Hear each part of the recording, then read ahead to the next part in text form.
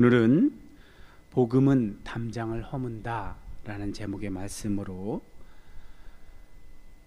하나님께서 우리 공동체에게 은혜를 베풀어 주실 줄 믿습니다. 아멘. 한 주간도 평안하셨습니까? 이번 주에 갑자기 날씨가 확 더워졌죠, 그죠? 불볕더위가 한낮에 한 30도를 웃도는 그런 날씨가 되어버렸는데, 늘 당부드리지만 여러분 몸의 건강도 늘 유의하셔야 됩니다. 하나님께서 하나님의 일을 하라고 우리를 부르셨는데 우리가 육체의 건강을 소홀히 하여 그걸 감당하지 못하면 안 되잖아요. 혹시 그럴 수도 있습니다. 사도 바울처럼 약한 데서 강하게 하시려고 또 특별하게는, 아주 드물게는 그렇게 역사하시는 경우도 있으나 너무 또 여러분 그런 식으로 또 접근하지 마시고, 어쨌든 그것도 하나의 자기 관리니까 잘 그러니까 여러분의 사명을 감당하시기 위해서라도 몸을 잘 관리하시기 바랍니다. 제가 이번 주에 문득 그 전할 말씀을 묵상하다가 우리가 지금 사도행전을 연속해서 말씀으로 은혜 받고 있다가 이렇게 어떤 역사적인 순서에 맞게 사도 바울이 여기쯤에서 이런 편지를 썼겠구나 하고, 그의 편지들이 신약 성경에 들어와 있잖아요. 그랬는데 이제 이런 사도 바울이 자신의 편지에 어떤 전할 내용을 기록하는 어떤 양식과 문체, 사도 바울의 문체, 양식, 이런 것과 사도행전을 기록한 누가의 문체가 많이 다르죠. 그러면서 이 두 사람을 제가 지금 막 오가면서 경험하게 된 거는, 저는 구약 전공자잖아요. 구약의 같은 시대에 대한 이야기가 두 가지 형태로 나타나죠. 하나는 먼저 나타나는 건 이제 신명기 계열의 책들이죠. 신명기 뒤에 어떤 책이 있습니까? 여호수아 있죠. 여호수아, 사사기, 사무엘상하, 열왕기 상하, 이걸 이제 신명기 계열의 책들이라고 하는데, 신명기 계열의 책들은 하나님께서 어여삐 여기시는 하나님의 사람들, 그 중에 대표적으로 다윗 같은 유대인들에게 영웅으로 존경받는 그런 인물이 있죠. 그런데 이 신명기 계열의 어떤 역사적 성격을 가진 책을 기록한 사람들은 다윗의 잘한 점만 기록하지 않고 못한 점도 함께 기록하고 있죠. 반면에 이제 역대기 상하, 에스라, 느헤미야서 이런 역사적으로 좀 후기, 뒤늦게 이제 기록된 성경들, 특별히 역대기는 신명기 계열의 역사서와 비슷한 시기에 있었던 이야기를 기록하는데, 좀 성격이 다른 것은 다윗과 솔로몬 같은 왕들의 좋은 점만을 기록해 놓았죠. 어떤 텍스트의 본문의 의미를 여러분이 제대로 해석하려면 어떤 문맥에서 읽어야 돼요. 텍스트의 의미는 문맥에 의해서 결정된다고 하는 유명한 말을 한 사람이 있죠. 아주 유명한 사람이 했는데, 그런 것처럼 역대기를 왜 그런 형태로 기록했을까 생각해 보면, 포로에서 귀환한 이스라엘 공동체가 아무래도 위로를 받기 좋으라고 그렇게 선 왕들의 좋은 점만을 기록해 놓지 않았을까, 이렇게 생각하게 됩니다. 제가 이것이 이제 지금 현재 우리가 은혜 받고 있는 사도행전과 사도 바울의 살아있을 적 기록했던 서신들과 비슷하다고 한 이유는, 누가가 이 사도행전을 의도를 누가 가진 의도를 가지고 기록했잖아요. 그렇다면 우리 사도행전 1장 8절이 증언하는 것처럼 오직 성령이 너희에게 임하시면 너희가 권능을 받고 예루살렘과 온 유대와 사마리아 땅끝까지 이르러 내 증인이 되리라. 예수님의 승천하시기 전 말씀이시죠. 그걸 뼈대로 해서 사도행전을 기록하고 있다 보니까 굉장히 아주 굵직하고 중요한 내용들, 보다 긍정적인 내용들만을 집중적으로 서술하고 있어서 바울의 서신과 어떤 내용에 있어서 겹칠 만한 곳도 누가의 사도행전은 훨씬 더 생략하고 지나간다고 했잖아요. 이 마치 역대기서와 같은 분위기예요. 이 반면에 바울 서신은 신명기 계열의 책들처럼 그렇게 어떤 보다 구체적이고 신랄하죠. 바울의 서신들은. 그런데 제가 최근에 이 말씀을 준비하면서 누가의 문체와 비슷하게 이렇게 책을 내신 분이 한 분 계세요. 진 에드워즈라는 분인데 이분에 대한 알라딘에서 설명해 놓은 걸 보면 영성 깊은 기독교 작가이기 이전에 평생을 예수 그리스도의 신부, 즉 유기적인 교회에 헌신해온 가정교회 운동의 선구자이며 지도자이다. 이렇게 간략하게 설명을 해요. 그래서 이분이 사도행전을 이렇게 마치 누가처럼 이렇게 이야기 형식으로 마치 소설처럼 그렇게 소설 읽는 것 느낌이 들도록 이렇게 책을 썼는데 너무 잘 읽혀요. 제가 단숨에 읽었다고 지난번에도 고백을 했었잖아요. 이번에 이제 오늘 말씀을 위해서 한 번 더 읽었는데 이 디모데 일기라는 부분이 이제 우리가 현재 은혜 받고 있는 본문과 일치하는 내용인데 그 가운데 그분이 이제 자기 책 속에 뼈대가 뭐냐 하면 성경 말씀과 등장 인물들을 그건 그대로 가져와서 뼈대로 세운 다음에 이제 마치 그 등장 인물들, 그러니까 디모데가 전지적 작가 시점으로, 이거 전지적 작가 시점인가요? 1인칭 서술인가요? 어쨌든 디모데가 기록한 일기처럼 그렇게 책을 썼는데 거기서 213쪽 디모데의 일기란 책으로 출간된 책의 213쪽에 보면 고린도전서 2장 14절 말씀을 이제 사역한 것 같아요. 본인이 이렇게 고린도전서 2장 14절 말씀이 이거예요. 위에 속한 사람은 하나님의 성령의 열들을 받지 않아야 하나니 이는 그것들이 그에게는 어리석게 보이며 또 그는 그것들을 알 수도 없나니 그러한 일은 영적으로 분별되기 때문이라. 이걸 어떻게 번역했냐면 거듭나지 못한 자연인은 하나님의 성령이 주시는 것을 받아들이지 않습니다. 그런 것은 영적으로만 이해할 수 있는 것이기 때문에 그들에게는 어리석게 보일 뿐만 아니라 그들은 그것을 깨달을 수도 없습니다. 이렇게 번역을 했더라고요.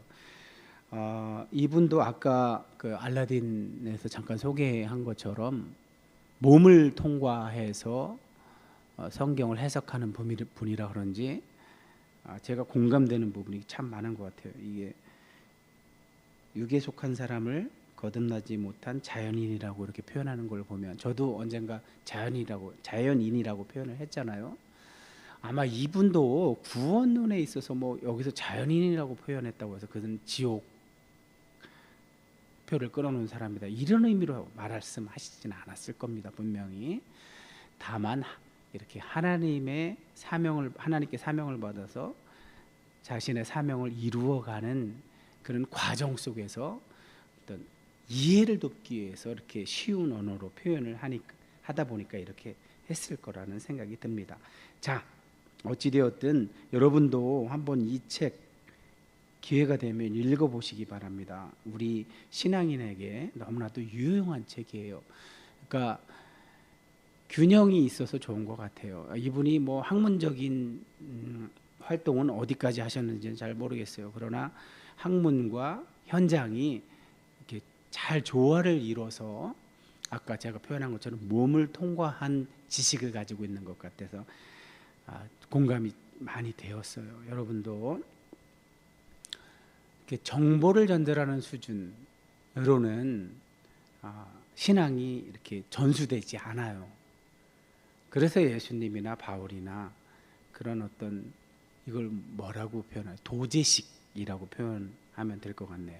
함께 살면서 함께 먹고 자고 함께 다니면서 그렇게 본인이 하는 모습을 다 보여주면서 이것이 이제 마태복음 마지막 부분. 그러므로 너희는 가서 모든 민족을 제자로 삼아 아버지와 아들과 성령의 이름으로 세례를 베풀고 내가 너희에게 분부한 모든 것을 가르쳐 지키게 하라. 볼지어다 세상 끝날까지 항상 내가 너희와 함께 있으리라 하시니라. 이 지키도록 가르치라는 말씀의 의미는 자기가 먼저 하는 모습을 보여주라는 말씀이잖아요.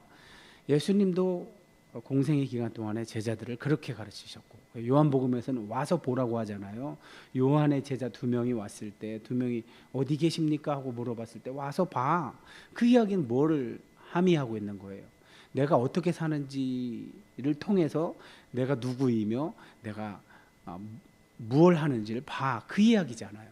바울도 예수님의 그런 모습을 그대로 닮았죠. 이 진 에드워즈라는 사람의 책, 이게 디모데 일기가 사도행전에 나타난 3차 선교여행의 전반부를 기록하고 있는데 그 소설처럼 이렇게 등장인물들 엮어서 기록하고 있는데 거기서 사도 바울의 이 대사 지문들을 보면 너무나 이렇게 뭐랄까 이해하기도 좋고 공감이 쏙쏙 되는 너무나 잘 되게 그렇게 표현을 해놨어요. 어찌 되었든 이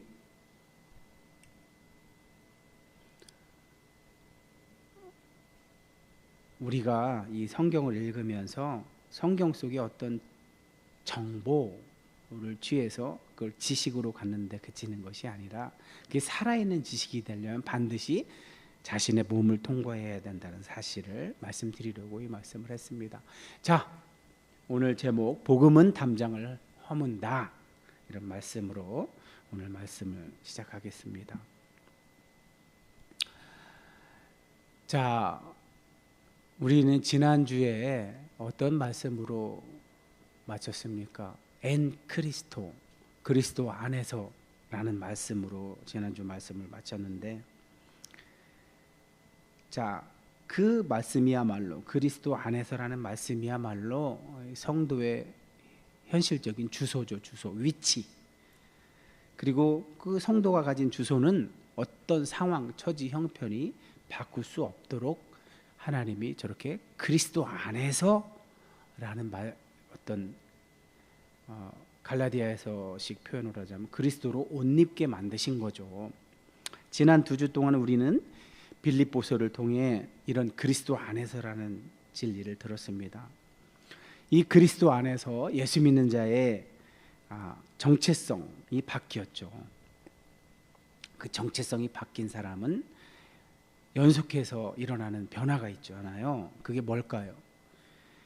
그 예수 믿는 자가 소원하고 또 행하게 되는 어떤 근거가 어디에 있다고요? 하나님이 그 안에서 일하셔서라고 지난주에 우리는 들었습니다. 그런데 오늘 우리는 그리스도 안에서라는 어떤 이 말씀, 이 진리의 말씀이 우리에게 한 가지 질문을 던집니다. 그렇다면 이 말씀은 우리의 현실과 어떤 관계를 가지며 어떻게 우리를 바꾼다는 이야기일까?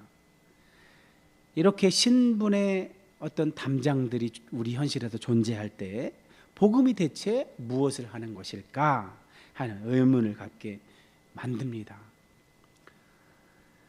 그에 대한 답이 바로 오늘 우리가 읽은 말씀 빌레몬서입니다.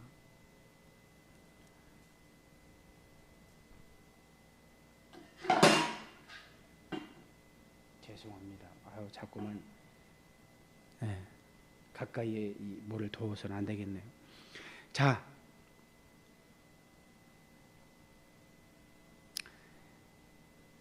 이 빌레몬서는 바울이 에베소에서 가장 오래 사역했었잖아요. 그곳에서 제자들을 한참 양육했을 때 그 에베소라는 곳은 로마의 속주인 소아시아의 아주 대표적인 큰 도시인데 거긴 에베소 말고도 다른 도시들이 있었어요. 그곳에서 바울이 두란노 서원에서 2년이나 가르치고 그 이전에 3개월 동안 회당에서 가르치고 또 그 이후에도 많이 가르쳤다고 했잖아요. 근데 두란노 서원에서 가르쳤을 때 그 소아시아의 지역에는 많은 도시들에서 사람들이 와서 바울이 전하는 복음을 들었겠죠. 그리고 돌아가서는 그곳에 교회를 설립했겠죠.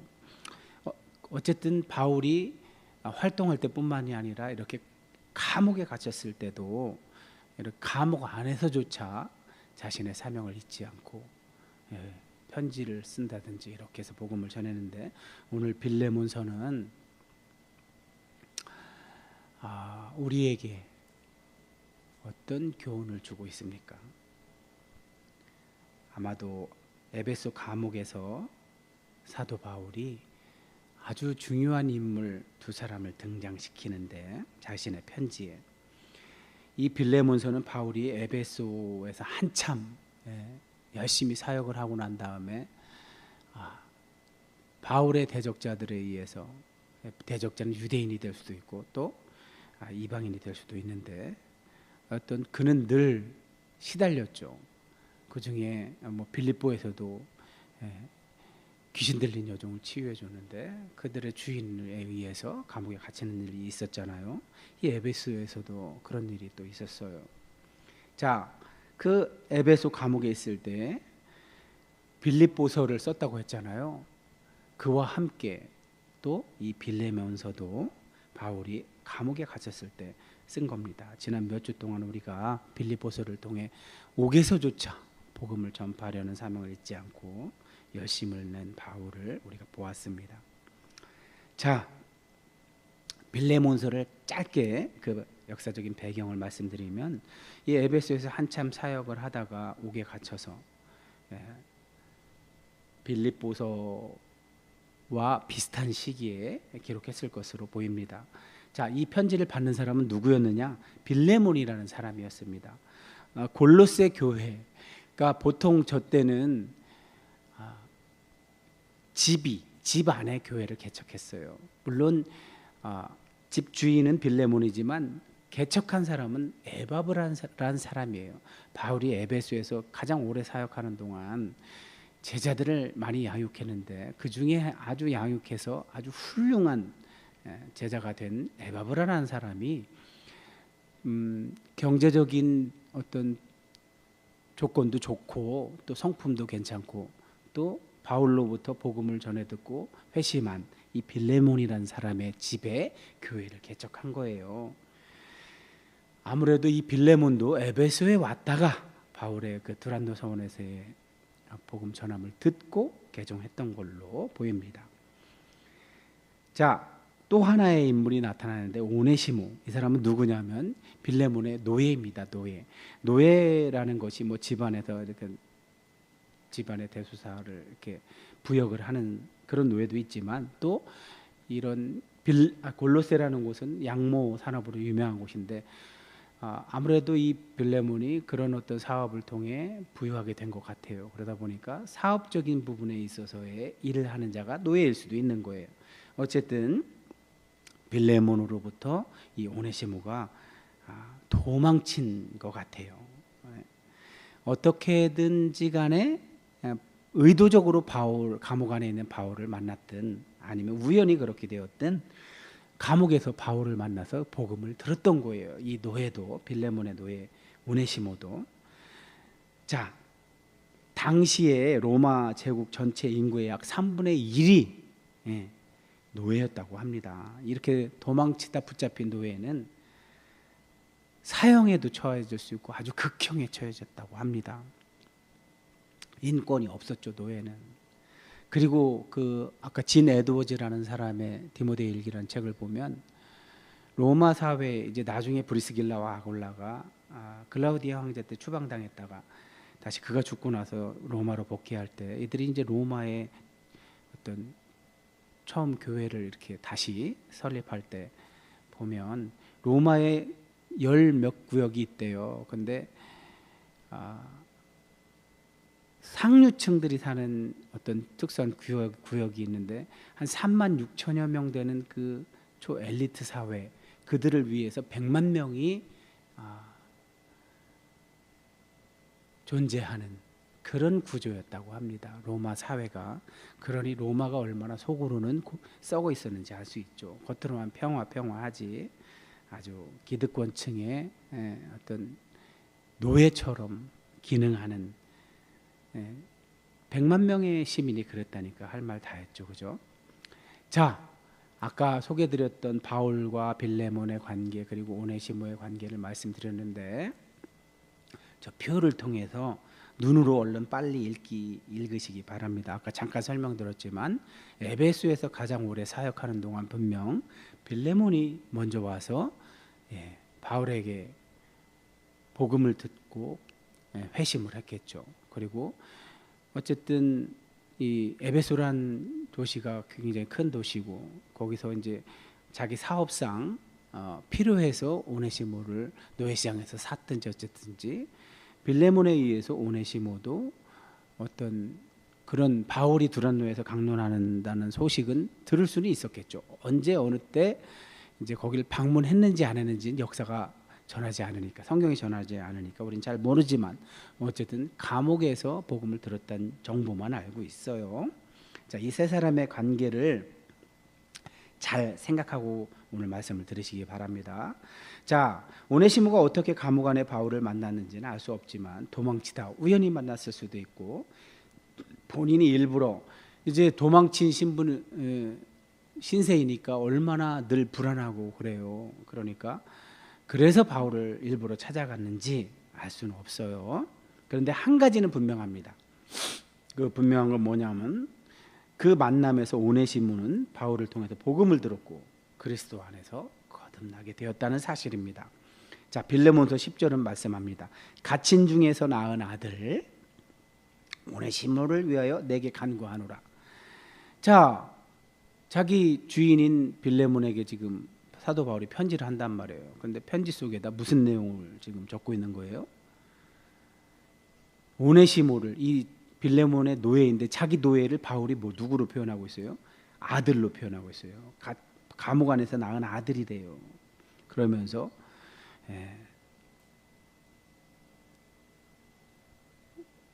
이 어떤 이렇게 편지를 보내는 이유를 그 다음에 말하겠죠.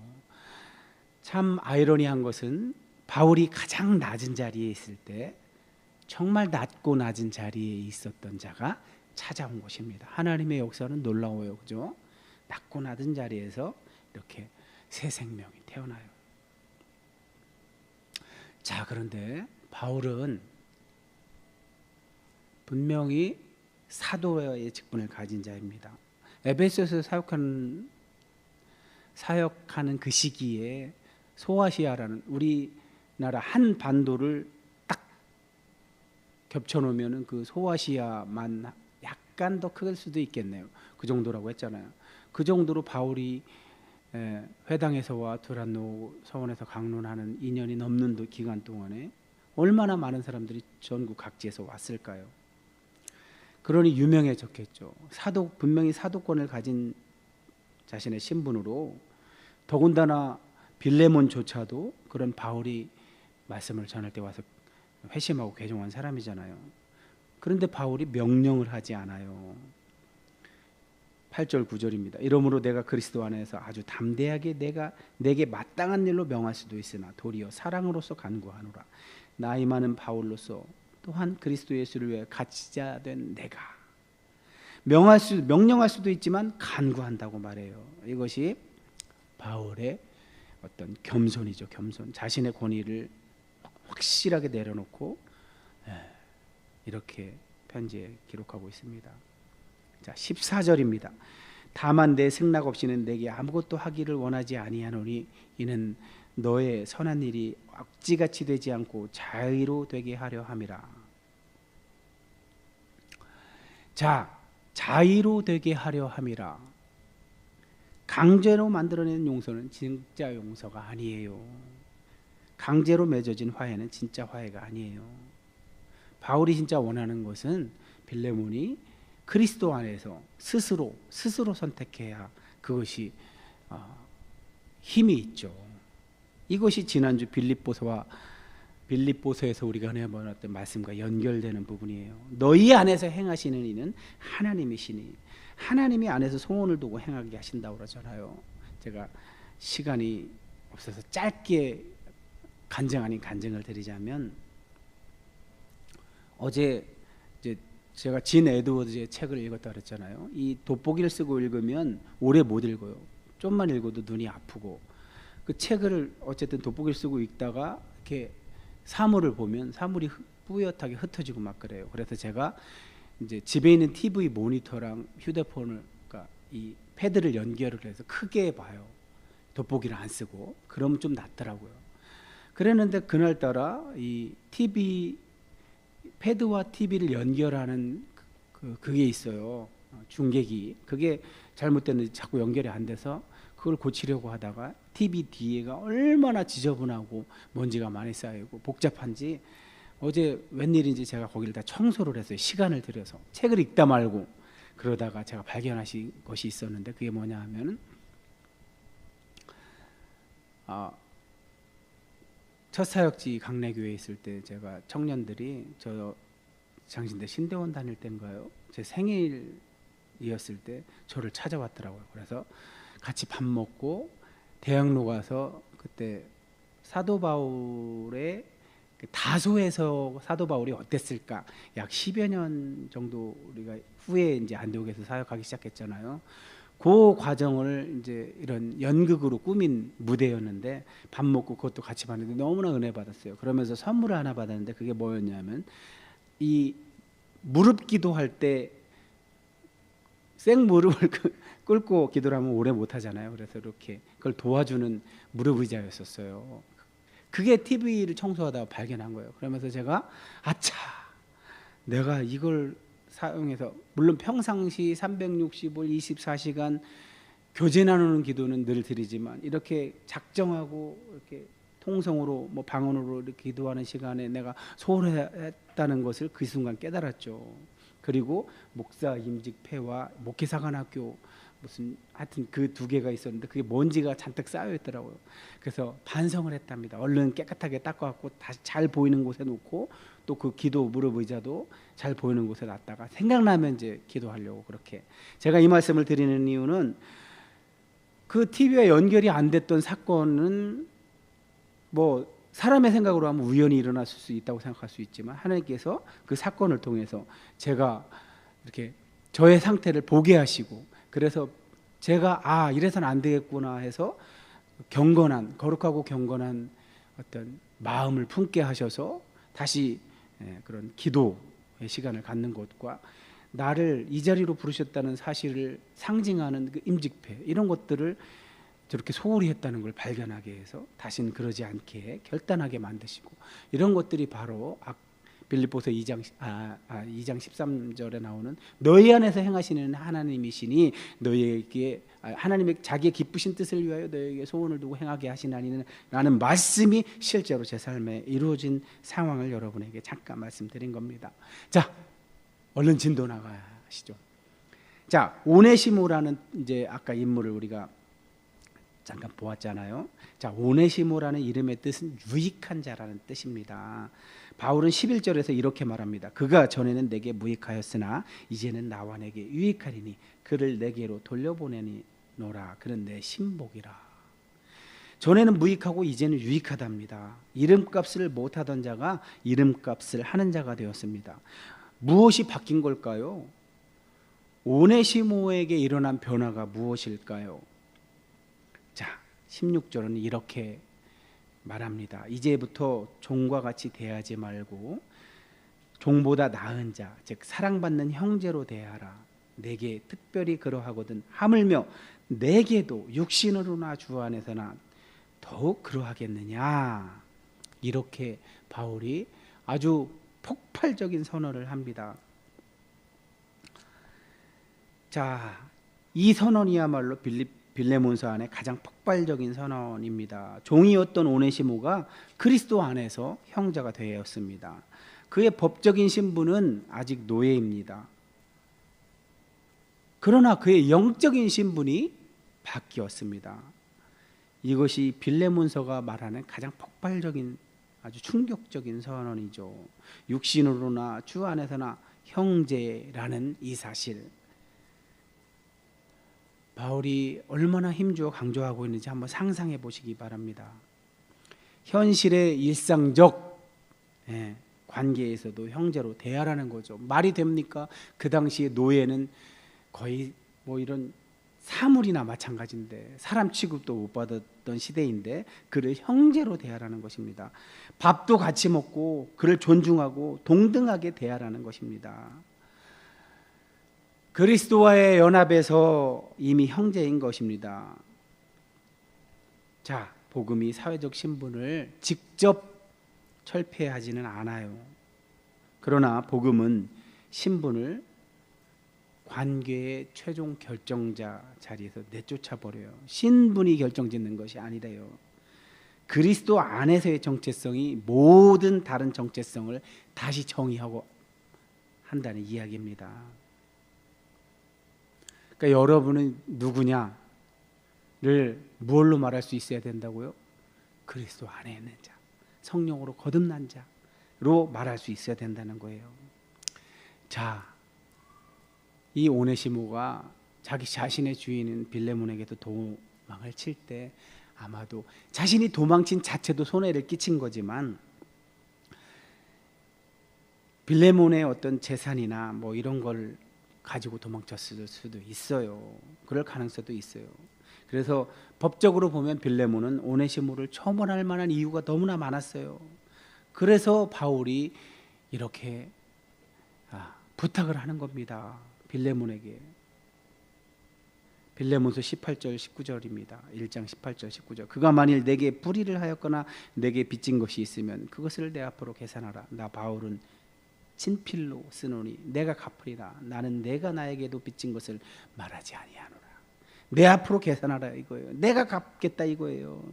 오네시모의 빚을 자기가 떠안겠다는 겁니다. 이것이 바로 복음의 구조입니다. 바울은 이 부분도 예수님에게서 가져오신 거예요. 예수님이 우리의 빚을 예수님이 계산하셨잖아요. 십자가에서.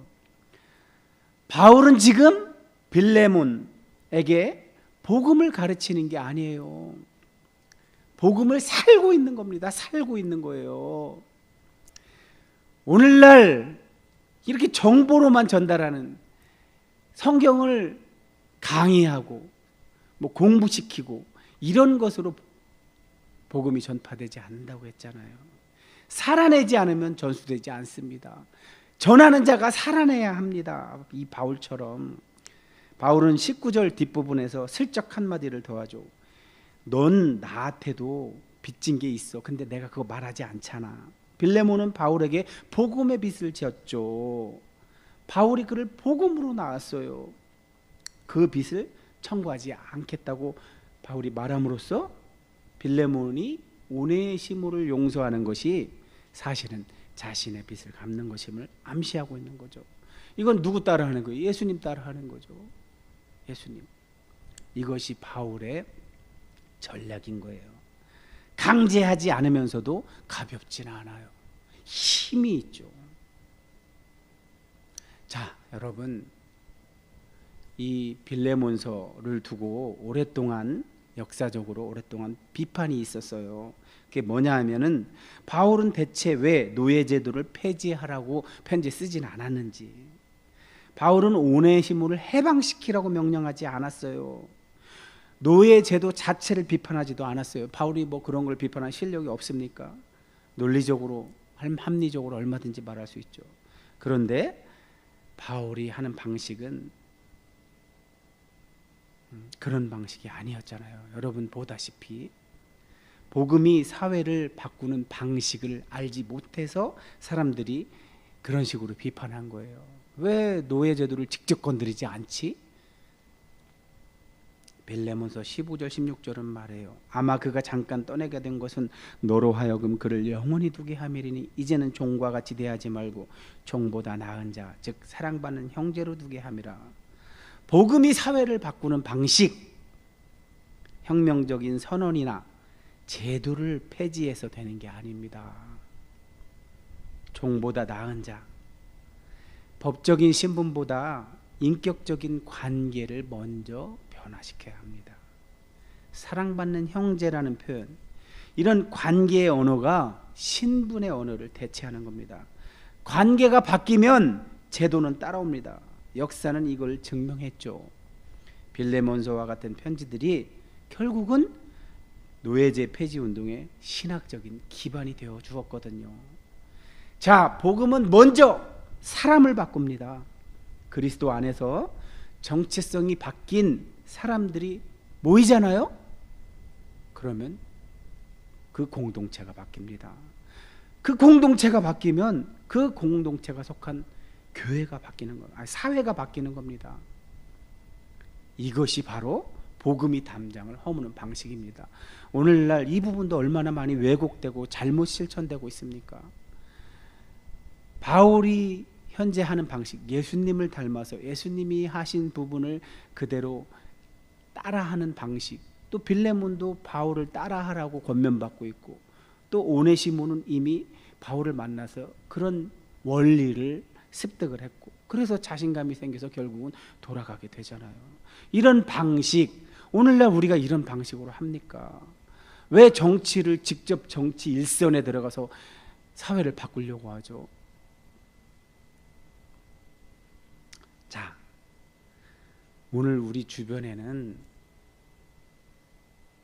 무엇이, 어떤 담장이 대체 복음을 가로막고 있습니까? 세대의 담장입니까? 어떤 나이가 많다고 해서 어린 사람에게 윽박지를 하는 그런 관계입니까? 아니면 좀 더 부유하다고 해서 공동체 안에서 목소리를 냅니까? 힘을 가졌다고 해서 다른 사람을 무시합니까? 아니면 어떤 과거의 상처가 있어서 지금 선한 관계를 막고 있습니까?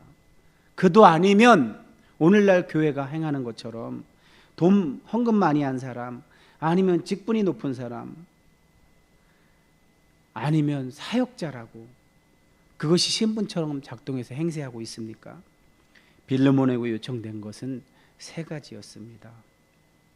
많지 않습니다. 세 가지였습니다. 오네시모를 형제로 받아들이라는 것, 오네시모의 정체성을 바꿔준 겁니다. 노예가 아니라 형제. 그리스도 안에서는 노예가 더 이상 노예가 아니라 형제. 자, 손해. 네가 비록 손해봤지, 그가 도망침으로 인해서. 그렇지만 그걸 용서할 수 있는 것, 그리스도 안에 있기 때문에 그것이 가능한 거야. 그 빚을 먼저 예수님이 떠안았잖아. 자, 그리고 결단하는 것. 내가 너에게 윗사람으로서 명령한다고 네가 결단할 수 있는 게 아니야. 네 안에서 행하시는 분은 하나님이기 때문에 빌레몬, 너가 스스로 해. 스스로. 그러나 네 실력으로는 그걸 할 수 없을 거야. 네 안에 계신 하나님이 그걸 할 수 있게 해주실 거야. 이렇게 하는 겁니다. 자, 오늘 말씀 어떻습니까? 오늘 말씀은 오늘날 예수 믿는 자들, 오늘 예배를 드리고 있는 우리에게도 똑같은 세 가지가 요청이 됩니다.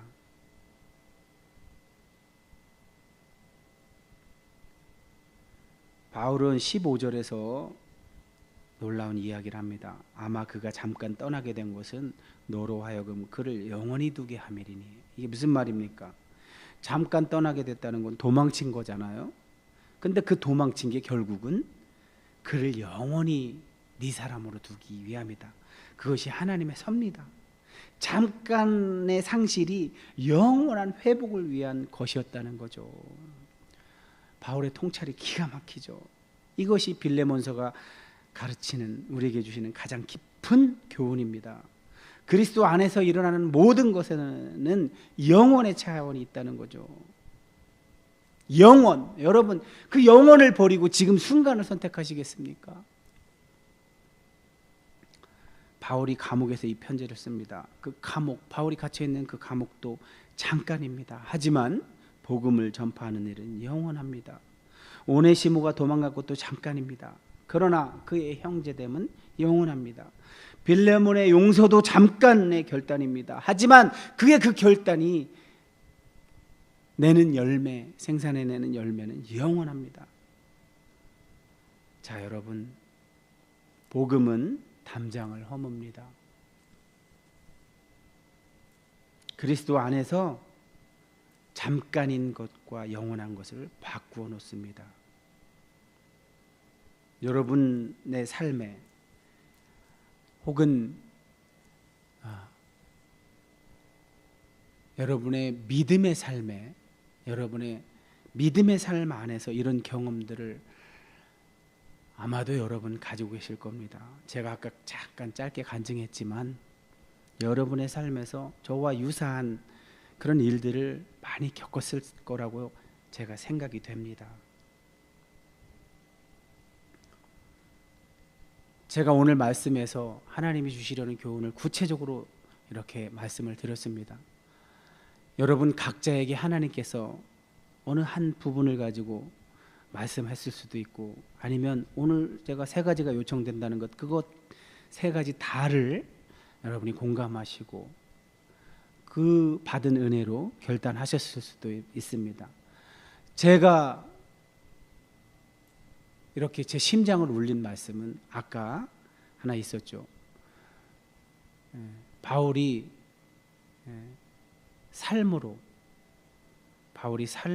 복음을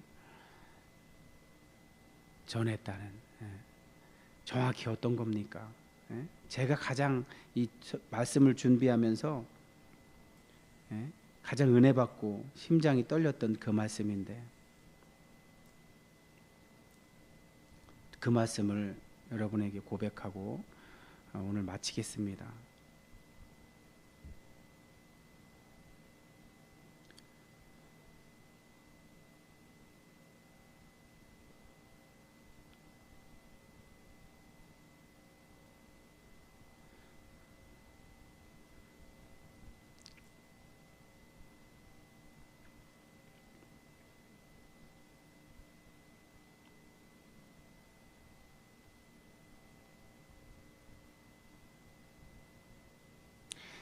자, 바울은 빌레몬에게 복음을 가르치는 것이 아닙니다.